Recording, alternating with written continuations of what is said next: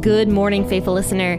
You are listening to the Bible Explained podcast, where the Bible gets explained. So grab your cup of coffee and stay tuned as we read through the book of Deuteronomy.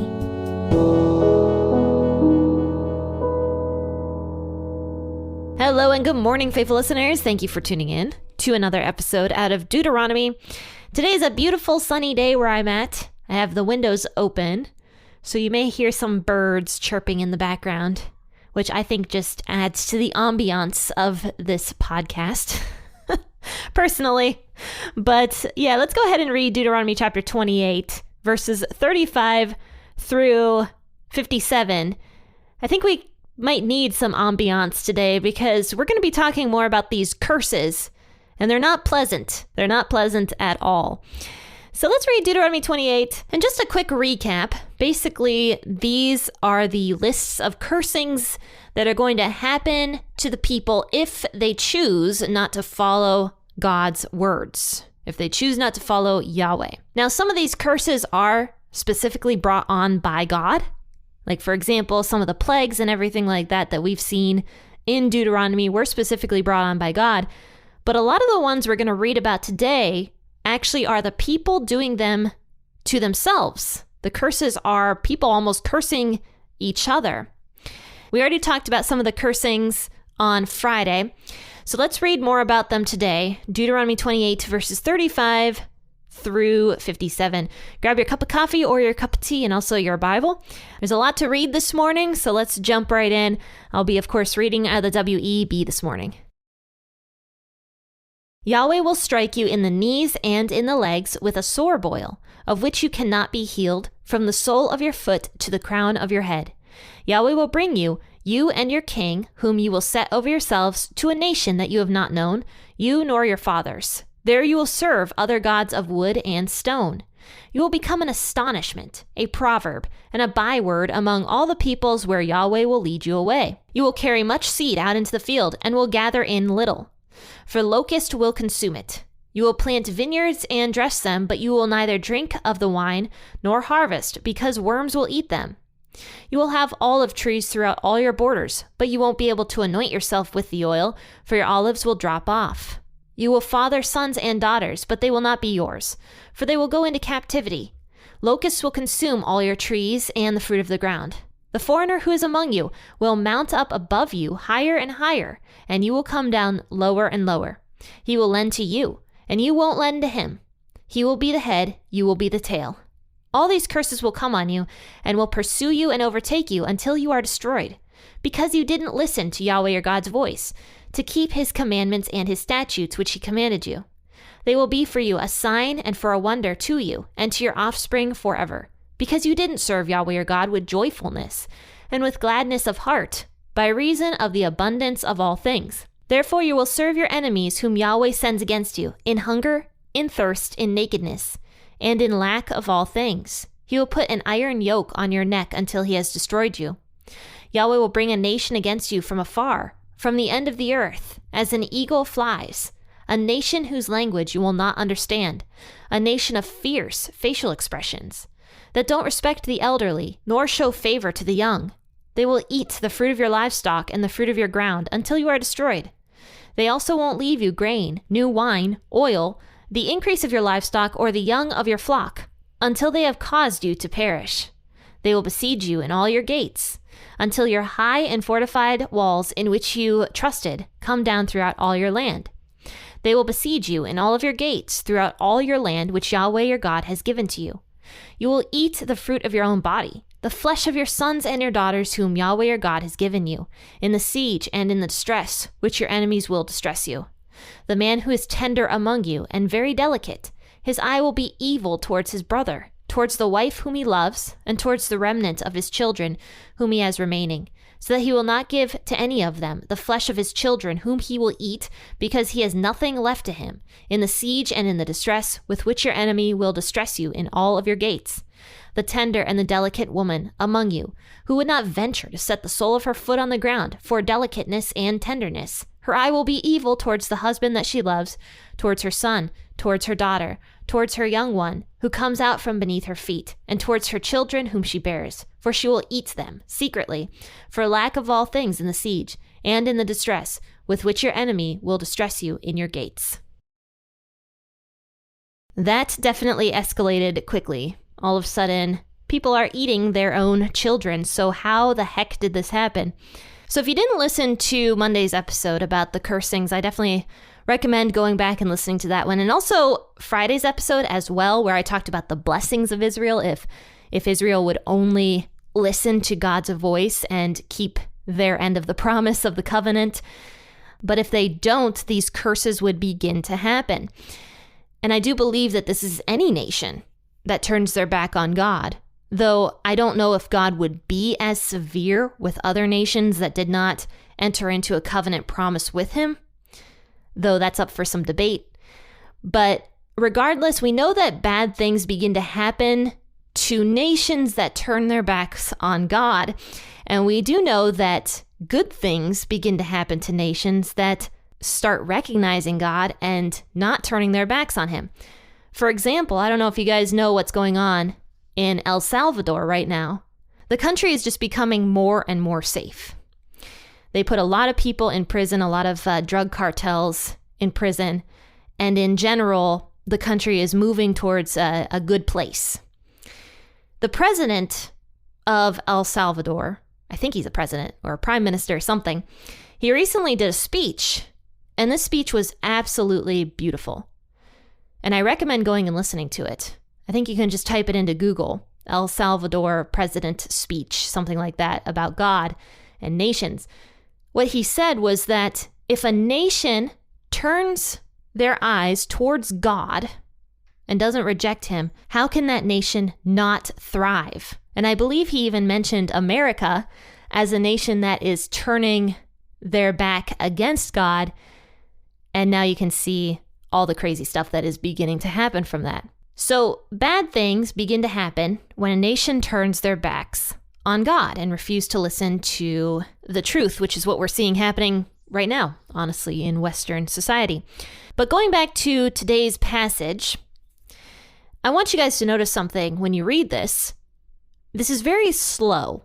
This isn't just, God bringing down like fire and brimstone on the people that aren't worshiping him and like killing them immediately. All of this is very, very slow. And I'm going to guess that this would take generations to do. It's a very slow. We see how it starts out. The people will be cursed, more violence is going to start happening. That's kind of what we talked about on Monday. People would be cursed no matter where they lived. The rain would stop coming down. Blight would start happening to the plants, and that kind of stuff would begin to happen. Then we see that the people themselves would begin to get diseases, whether they're STDs or, God himself sending down plagues or whatever. The people are going to begin getting sick, and they're going to get sicker and sicker. And not only are they going to get sick, but after that, they're going to start seeing all these terrible injustices happening to them. And they're going to be so distressed over what they see, they're going to start going insane because the courts aren't fighting for them. The courts aren't fighting for what's right. The people are just going to see these terrible injustices being allowed to happen without any consequences towards the person doing it at all. But now it says that Yahweh will begin to strike the people with sores of which you cannot be healed, from the feet to the head. So not only are the people going to be sick, but now they're going to have this itch, this terrible, awful boil that they can't get rid of. Then it says after that, God's going to bring all of the people out of the promised land. He's going to kick them out. They're not allowed in there anymore. Instead, they're going to live in foreign countries where they don't even know the language of the people they're living among. They're going to be foreigners. And I know for a lot of you listening to the podcast, you had family members who are immigrants, or maybe you are, and you know how difficult it is to be a foreigner, to be an immigrant in your country. It's difficult because you don't understand the language. There's culture shock. You have to figure things out. And honestly, you don't get priority anymore because people who are citizens get the priority. You can't vote. You can't, you don't have as many freedoms as somebody who is a citizen has. And you have to take the steps to become a citizen and to learn the language. And it's difficult, it's hard. And that's what God is going to start doing to his people. And when they go into these foreign nations, they're not going to have success there either, though. They might think they will. They might think that moving out of the promised land would give them, a new lease in life, wipe the slate clean. They might think that moving into this foreign country might be a good thing. They might think that, but it's not going to be. It says you will have olive trees throughout all your land, but you won't be able to use the oil because the olives aren't going to do well. You're going to carry seed into the field. You're going to plant all these seeds, but you're not going to get much in return. And then also some people were going to be mistreated. It says in verse 41, you will father sons and daughters, but they will not be yours, for they will go into captivity. So they're not going to find success. No matter where they go, they're going to find misery and heartache. But the problem is the people still aren't going to turn to God. Even after they're mistreated by other people, even after they're foreigners in a foreign land, even after their sons and daughters become captives, they're not going to turn back to God. It's actually stated somewhere in Scripture that there's actually a lot of statements like that in Scripture where, God warns the people again and again and again, and he starts showing them signs and wonders and showing them all these terrible problems, like in the book of Revelation, where all the judgments start coming down on the earth. But the people, they see this stuff happening, but they refuse to turn to God. They don't want him. They want to keep doing whatever their hedonistic nature wants. They want to keep being narcissistic. They don't want to turn to God. They don't want to give up their sin and their pleasure and their evil ways. They want to keep doing what they're doing, but it's destroying them.